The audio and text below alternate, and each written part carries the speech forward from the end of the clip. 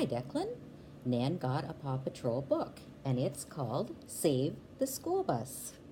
I know that Portia is too old for Paw Patrol, so this one is especially for Declan, unless she wants to listen too. One sunny morning, Mr. Hudson, the school bus driver, was starting his route through Adventure Bay. Suddenly, Mr. Porter's delivery truck spilled a big bunch of bananas. The bananas landed in front of the school bus, sending it sliding and skidding off the road. Oh no! There were loud popping sounds as the bus rolled over some of the pointy spikes.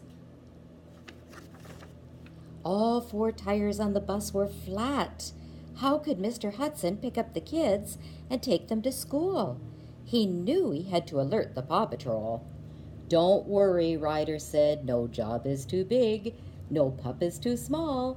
Ryder called the pups to the Paw Patroller. Thank goodness we have those guys, eh, Declan? Inside the Paw Patroller, Ryder told the team about the flat tires. "Rocky, your ratchet and tire patching gear will get that bus rolling again. Marshall, use your water cannons to spray the squished fruit off the street so no one else skids out." "But how will the kids get to school on time?" Jace asked. The bell was going to ring in 10 minutes. Ryder thought for a moment. "We'll just have to use a substitute school bus, the Paw Patroller." The pups cheered as they raced to the scene. Rocky used his forklift to prop up the bus. Then he got to work removing the tires with his ratchet. At the same time, Marshall hosed down the mush on the road with his water cannons. "Wow," exclaimed Mr. Hudson. "That's one power-washing pup." Meanwhile, Ryder, Chase, and Robo Dog used the Paw Patroller to pick up the kids and take them to school. At the first stop was a boy named Alex. "This isn't a school bus. It's a cool bus," he exclaimed as he got on. He was really happy. It didn't look like a school bus to him. Next, they picked up Julius and Julie. "Come aboard the temporary bus," Chase announced over his loudspeaker. The brother and sister hurried inside and took their seats. Then they came to a stop where a little girl with Mayor Goodway and her pet chicken, Chicoletta. "Oh, look, a new school bus," the mayor explained as the girl got aboard. Chicoletta was so excited that she dropped her ear of corn and it rolled away. She ran after it. Ryder, Robo-Dog, and Chase followed her. They wanted to keep her safe. The other kids explored the Paw Patroller. Alex climbed into Chase's police truck. Julius pretended to steer Zuma's hovercraft, and Julia sat in Rubble's rig. Ryder, Chase, and Robo-Dog finally returned with Chicoletta, who had retrieved her ear of corn. Chicoletta started to peck at the Paw Patroller's control panel. Then they heard a rumbling noise. Wonder what that is, Declan? One by one, the pups' vehicles were rolled out onto the road with the kids inside. Chicoletta had pressed the launch button with her beak.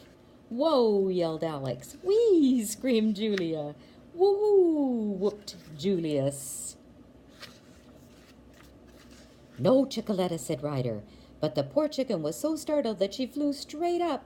She landed in Sky's helicopter and pecked the control panel there, too. The copter's engine started, and away the chicken flew. Ryder quickly called the other two pups at the lookout. "Team," he said, "our school bus rescue has taken a detour. The kids are out riding in your vehicles. We need to get them back." I think he can do it, don't you, Declan? Sky popped open the wings on her pup back and zoomed up to the chicken flying in her copter. "Looks like you need a co-pilot," she said, slipping across the seat next to Chicoletta.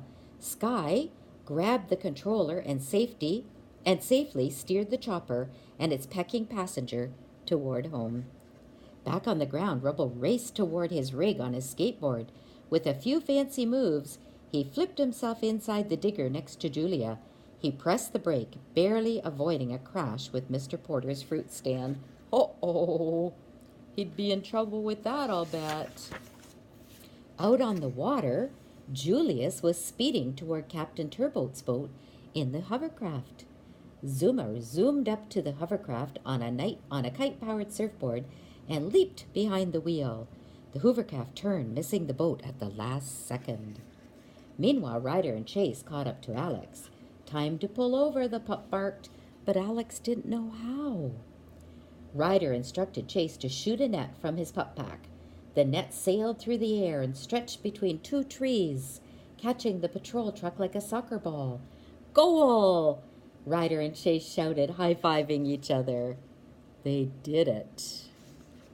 We knew they would, though, didn't we, Declan?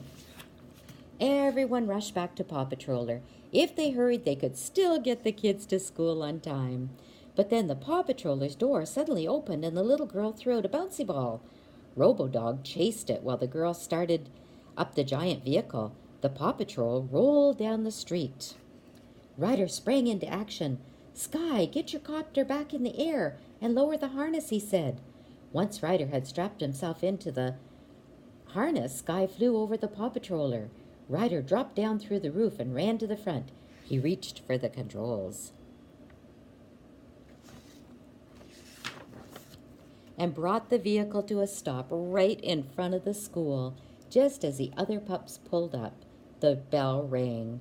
The kids waved goodbye and ran inside as the school bus rumbled up the street and screeched to a halt.